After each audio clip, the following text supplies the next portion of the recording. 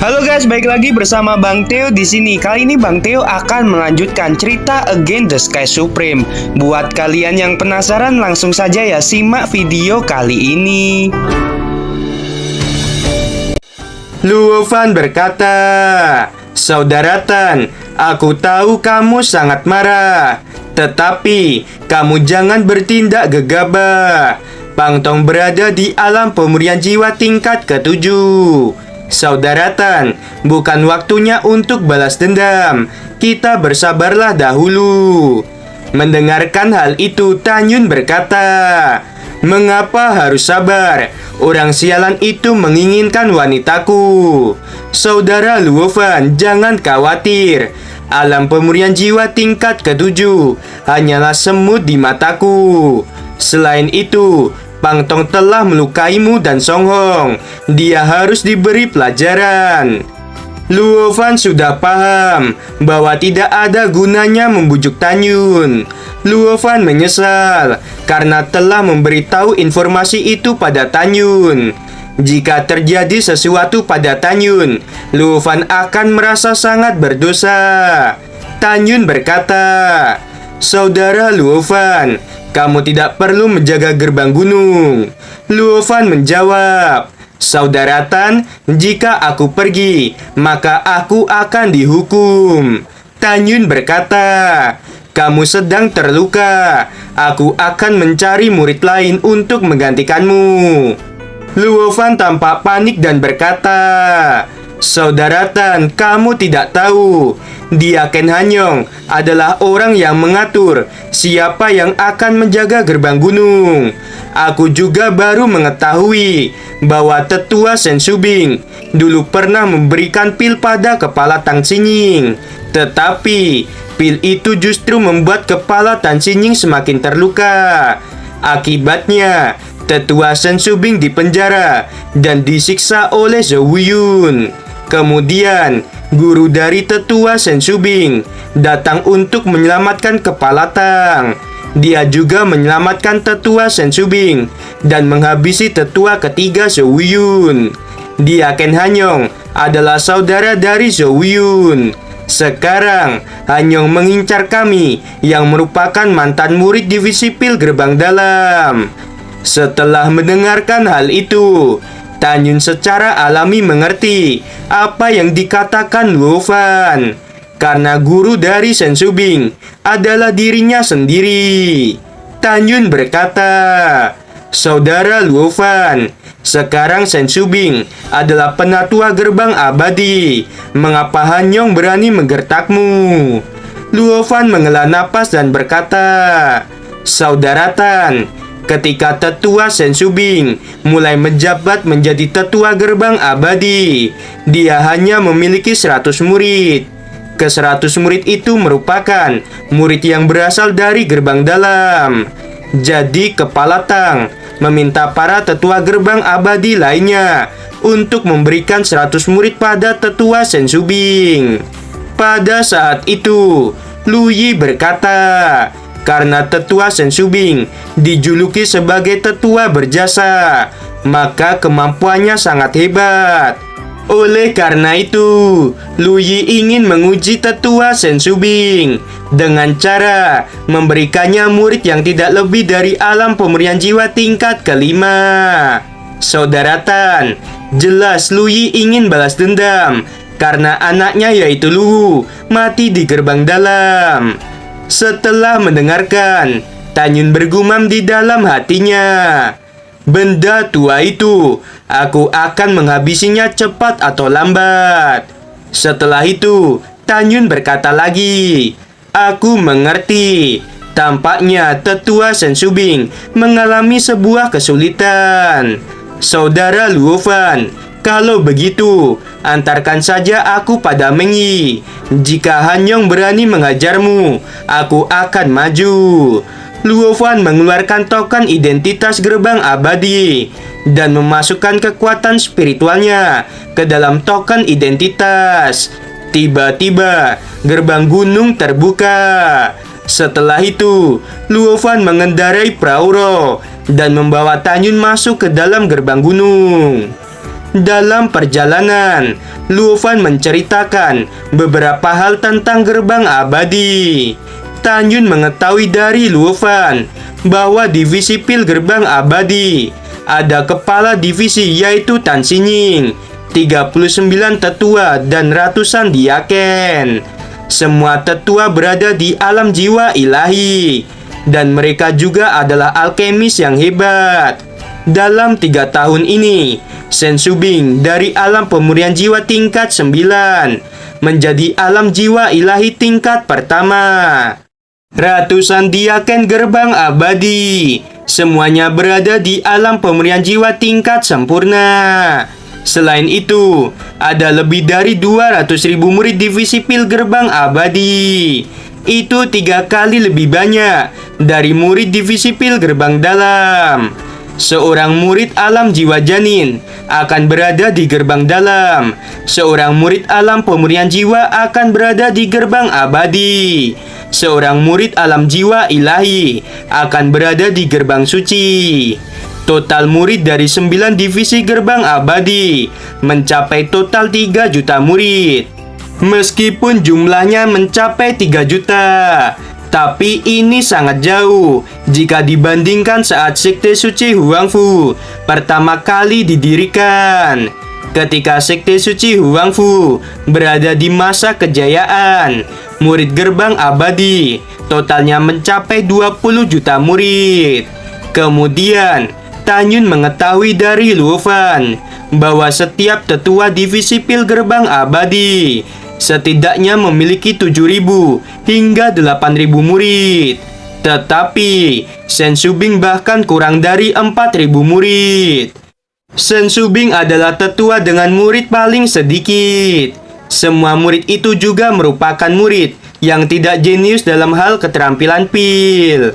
Shen Shubing memang memiliki julukan sebagai tetua yang berjasa, tetapi para muridnya sangatlah tidak kompeten. Dalam 1 jam berikutnya, Tanyun tiba-tiba menjadi sangat marah karena sejak Mu Mengyi menjadi murid divisi pil gerbang abadi, dia dianggap sebagai salah satu dari 9 wanita cantik gerbang abadi. Ada banyak murid laki-laki yang menginginkan kecantikan Mu Mengyi. Setiap hari ada murid laki-laki yang mengunjungi lembah tempat di mana Mu Mengyi tinggal. Tanyun juga mengetahui dari Luofan bahwa ada banyak lembah di gerbang abadi ini. Ada 200.000 lembah yang dibagi menjadi 39 wilayah. Karena divisi pil gerbang abadi memiliki 39 tetua, kecuali Tang Sinying yang memiliki tempat tersendiri. Di setiap wilayah lembah dihuni oleh 1 tetua bersama para murid di bawahnya. 39 wilayah lembah ini dinamai sesuai dengan peringkat tetua. Misalnya, wilayah lembah tempat para murid tetua kedua tinggal disebut wilayah lembah peri kedua. Sementara wilayah lembah tempat Shen Shubing berada disebut sebagai wilayah lembah peri berjasa. Alasannya, mengapa Shen Shubing disebut tetua berjasa? Itu karena saat kompetisi 3 sekte kuno, divisi pil gerbang dalam yang dipimpin oleh Shen Shubing menjadi juara dalam kompetisi keterampilan pil. Di setiap wilayah lembah, masing-masing ada kebun obat. Pada saat ini, di wilayah lembah peri berjasa nomor 1, tempat tinggal Mu Mengyi, ada 3 murid yang sedang berdiri. Salah satu murid berada di alam pemurnian jiwa tingkat ke-6. 2 murid lainnya di alam pemurnian jiwa tingkat ke-5. Ketiga murid itu tidak bisa memasuki lembah. Mereka hanya bisa menunggu di luar. Salah satu murid bernama Li Chuan berkata, "Linji, Yangze, cepat panggil Mu Mengyi. Setelah itu kita bawa dia ke senior Pang Tong." Linji dan Zhangze berkata, "Mu Mengyi, cepat keluarlah. Tidak perlu malu. Senior Pang Tong ingin bertemu denganmu. Cepat keluarlah, Senior Pangtong sudah menunggumu. Lembah tempat Mumenyi tinggal dilapisi oleh tirai cahaya. Tirai cahaya itu memiliki dua fungsi. Salah satunya adalah untuk memblokir kesadaran spiritual dan mencegah murid lain untuk mengintip. Fungsi lainnya supaya orang lain tidak dapat masuk ke dalam lembah. Mumenyi dari dalam lembah menatap dingin pada mereka bertiga, lalu berkata, "Kalian cepat pergilah dari sini. Aku tidak ingin melihat orang seperti kalian." Sejak Mumenyi memasuki divisi pil gerbang abadi, dia hampir tidak pernah keluar dari tempat tinggalnya. Karena setiap dia hendak keluar, pasti ada orang yang sudah menunggunya. Li Chuan tersenyum dan berkata, "Mumenyi, kamu sangat cantik. Tetapi, mengapa kamu masih menunggu Tanyun yang sudah mati beberapa tahun yang lalu? Sebaiknya kamu menerima Senior Pangtong." Sebelum Li Chuan menyelesaikan kata-katanya, Mumenyi berkata, "Kamu cepat pergi dari sini." Li Chuan berkata, "Mumenyi, jika malam ini kamu tidak datang menemui Senior Pangtong, Song Hong yang saat ini sedang terbaring karena kakinya patah, mungkin dia tidak akan bisa hidup sampai besok pagi." Setelah mendengarkan hal itu, Mumenyi menjadi marah dan berkata, "Kalian memang orang sialan. Kalian mencari kematian." Tiba-tiba, sebuah perahu roh mendarat di belakang mereka bertiga. Tanyun turun dari perahu roh dengan penuh niat membunuh. Tanyun berjalan menuju mereka bertiga. Tubuh Mumenyi bergetar hebat. Dia melihat sosok yang sudah ia rindukan. Li Chuan menatap Tanyun dan berkata, "Luo Fan, apakah kamu hanya membawa bantuan yang hanya di alam pemurnian jiwa tingkat ketiga?" Pada saat ini, Lin Ji dan Zhang Ze memandang Tanyun. Mereka tiba-tiba merasa sedikit akrab. Lin Ji berkata, "Senior Li Chuan, dia Tanyun. Saat aku pergi ke divisi pil gerbang dalam, aku melihat patung Tanyun." Mumenyi melesat dan muncul di depan Tanyun, lalu berkata, "Apakah kamu Tanyun? Apakah aku tidak bermimpi?" Tanyun berkata, "Gadis bodoh, kamu tidak sedang bermimpi. Jangan menangis, aku sudah kembali." Tanyun memeluk Mumenyi dan berkata, "Maaf aku membuatmu khawatir. Mulai sekarang, tidak akan ada yang bisa mengganggumu." Mumenyi meringkuk dan tersenyum manis. Melihat hal itu, Li Chuan berkata, "Kamu pikir tidak ada orang yang berani mengganggu kalian? Tanyun, aku akui bahwa kamu memang yang terkuat di gerbang dalam. Tetapi, kamu hanyalah semut di gerbang abadi." Setelah itu, Li Chuan berkata lagi, "Lin Ji, Zhang Ze, Tanyun adalah orang yang disukai kepala sekte. Ingat, jangan sampai dia mati. Aku akan menjaga di gerbang lembah supaya mereka tidak melarikan diri. Kalian berdua cepat tangkap Mumenyi dan bawa ke tempat Senior Pangtong." Mereka berdua bergegas menuju Tanyun dan Mumenyi yang sedang berpelukan. Mumenyi melepaskan pelukan Tanyun dan berkata, "Tanyun, ayo kita pergi." Luo Fan berkata, "Saudara Tan, dengarkan kata Mengyi. Ayo kita pergi dari sini." Tanyun menjawab, "Mengyi, jangan takut. Karena aku di sini, tidak akan ada yang bisa menyakitimu." Yang Ze melesat meraih bahu kanan Mumenyi dan berkata, "Tanyun, kamu hanyalah semut kecil di alam pemurnian jiwa tingkat ketiga." Lin Ji tiba-tiba muncul dan melesatkan tangan kanannya ke arah dada Tanyun. Lin Ji yang berada di alam pemurnian jiwa tingkat kelima merasa sangat mudah mengalahkan Tanyun. Tanyun dengan cepat menarik Mumenyi ke belakang dan segera Tangan kirinya menggenggam tangan Zhang Ze, dan tangan kanan Tan Yun memegang tangan Lin Ji. Yang Ze sangat panik dan berkata, "Sialan, kamu hanya orang di alam pemulihan jiwa tingkat ketiga. Tetapi kenapa kamu begitu kuat?" Lin Ji berkata, "Senior Lin Chuan, tolong kami." Tan Yun memusatkan kekuatan spiritual di kedua lengannya, dan seketika lengan Zhang Ze dan Lin Ji terputus. Setelah Tan Yun meningkatkan tubuh tirani Hongmeng, dirinya bisa menghancurkan senjata harta karun tingkat rendah dengan tangan kosong. Jadi untuk menghancurkan tangan Zhang Ze dan Lin Ji itu sangat mudah bagi Tan Yun. Tubuh Tan Yun berputar dan kaki kanannya melesat dengan cepat ke arah kedua kaki Lin Ji dan Zhang Ze. Seketika darah berceceran. 4 kaki milik Lin Ji dan Zhang Ze terbang di udara. Lin Ji dan Zhang Ze yang sama-sama kehilangan 2 kaki dan 1 tangan, mereka terpental ke arah belakang sejauh beberapa meter. Mereka benar-benar tidak tahu mengapa tubuh Tan Yun yang hanya di alam pemulihan jiwa tingkat ketiga bisa sekuat itu. Pada saat yang sama, keduanya membenci diri mereka sendiri.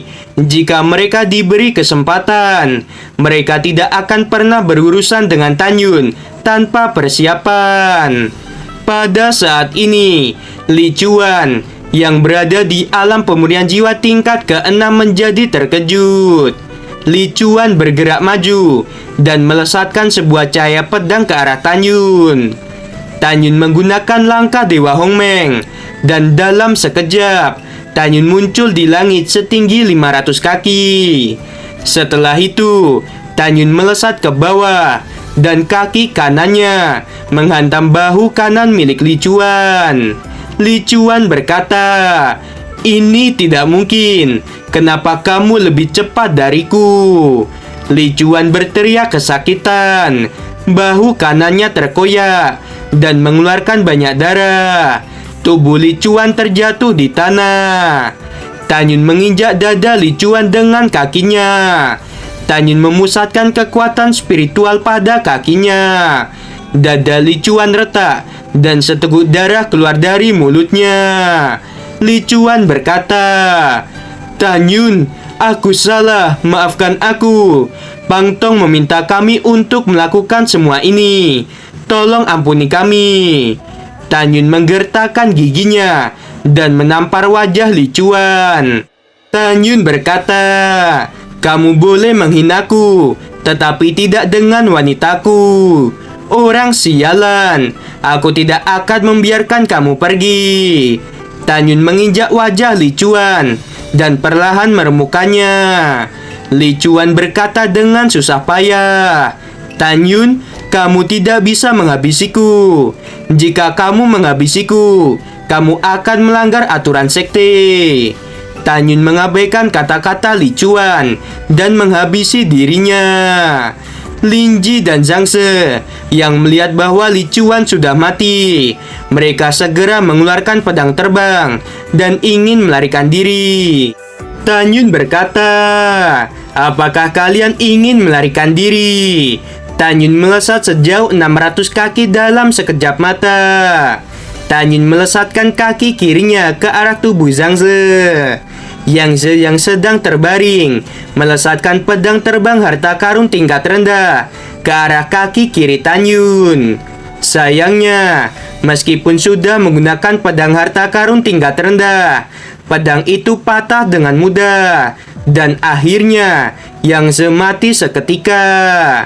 Lin Ji yang sudah melarikan diri sejauh 3000 kaki berkata, "Tan Yun, kamu telah menghabisi seseorang. Kamu telah melanggar aturan sekte." Tan Yun melesat menggunakan langkah Dewa Hongmeng. Setiap kali Tan Yun berkedip, Tan Yun melintas jarak ribuan kaki. Setelah beberapa kali berkedip, Tan Yun muncul di depan Lin Ji dan menghabisinya. Tubuh Lin Ji jatuh ke bawah. Pada saat ini, tidak jauh dari lembah, ada monster periode kesengsaraan tingkat 1, yaitu serigala bersayap. Monster itu menatap Tanyun seperti ingin meminta tubuh Linji yang sedang dicuan. Tanyun berkata, "Aku akan memberikannya padamu." Setelah itu, serigala bersayap menelan ketiga tubuh orang itu. Tanyun melesat dan muncul di depan Mumengi dan Luofan yang masih kaget dengan kekuatan Tanyun. Luofan berkata, "Saudara Tan, kenapa kamu begitu kuat dalam melawan orang yang ranahnya lebih tinggi darimu?" Mumengi menatap Tanyun dengan penuh kekaguman. Tetapi tidak lama kemudian, Mumengi menjadi panik dan berkata, "Tanyun, bagaimana jika dia Ken Hanyong tahu bahwa kamu sudah menghabisi 3 orang?" Tanyun berkata, "Gadis bodoh, jangan takut.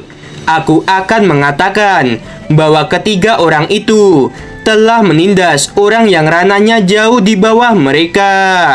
Adapun Hanyong, jika dia berani mengganggu, akan aku habisi." Mendengarkan Tanyun berkata begitu, Mumengi dan Luofan merasa sedikit lega. Tanyun berkata lagi, "Saudara Luofan, bawa aku ke tempat Pangtong. Akan aku habisi dia hari ini juga. Mengenai konsekuensinya, aku tidak peduli." Luofan berkata, "Saudara Tan, kamu jangan gegabah. Pangtong berada di alam pemurnian jiwa tingkat ke-7 dan juga murid dari tetua ke-4. Mumengi berkata, "Tanyun itu benar. Jika kamu menghabisi Pangtong, maka akan melanggar aturan." Tanyun menjawab, "Jangan khawatirkan aku. Saudara Luofan, cepat bawa aku ke sana." Luofan berkata, "Baiklah kalau begitu, aku akan mengantarmu."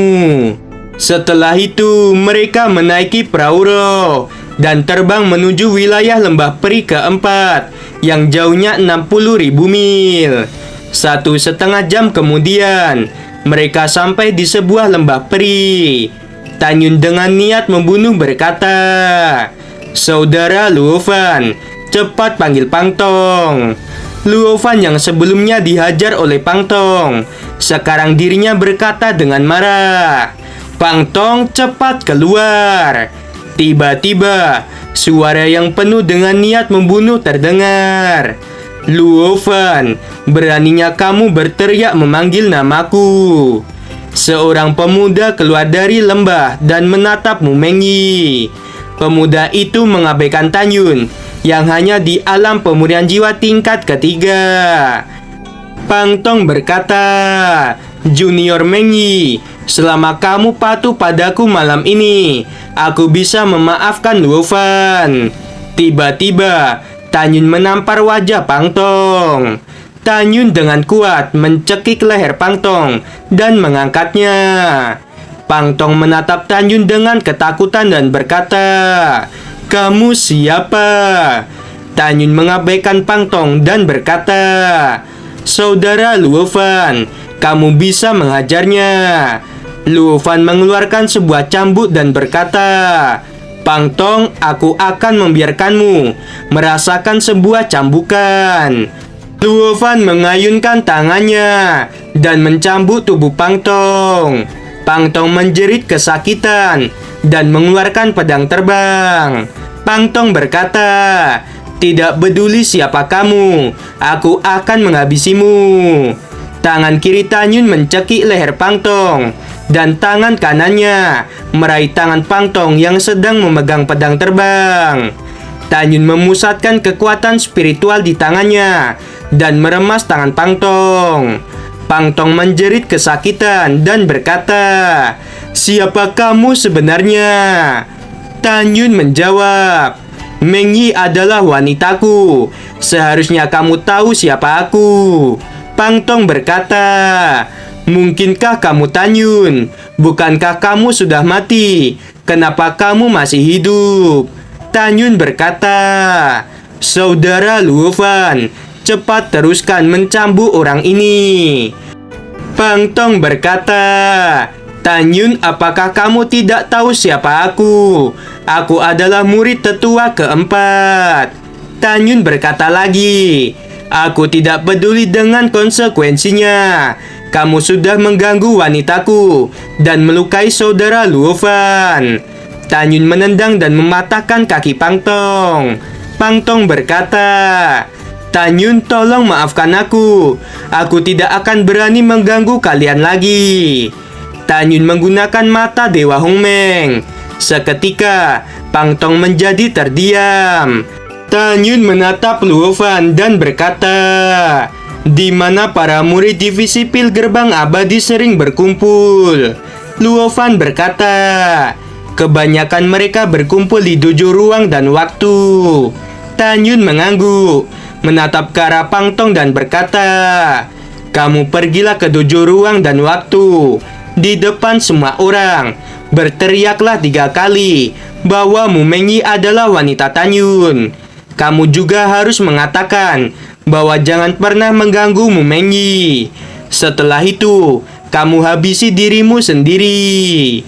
Pangtong mengeluarkan pedang terbangnya dan segera melesat ke arah dojo ruang dan waktu. 1 jam kemudian, tiba-tiba 3 teriakan terdengar di langit. Semuanya, "Mumenyi adalah wanita Tanyun. Mumenyi adalah wanita Tanyun. Mumenyi adalah wanita Tanyun." Aku Pangtong tidak tahu diri. Aku mencoba memiliki Mumenyi. Oleh karena itu, aku pantas mati. Kalian jangan mencoba mengganggu Mumenyi. Jika tidak, akan bernasib sepertiku. Ribuan murid memandang ke langit, dan mereka melihat bahwa Pangtong mengakhiri hidupnya sendiri. Tubuh Pangtong jatuh ke bawah dojo ruang dan waktu. Ribuan murid saling bertanya-tanya, apa yang terjadi? Mengapa Pangtong melakukan hal itu? Selain itu, mengapa dia menyebutkan nama Mumenyi, yang merupakan salah satu wanita cantik dari gerbang abadi? Apakah ada orang yang memaksanya untuk melakukan hal itu? Mungkinkah Tanyun telah kembali dari kematian? Tetapi itu tidak mungkin. Tanyun telah mati di tanah abadi. Tepat ketika semua orang menjadi kebingungan, tiba-tiba bersambung sampai sini dulu episode kali ini.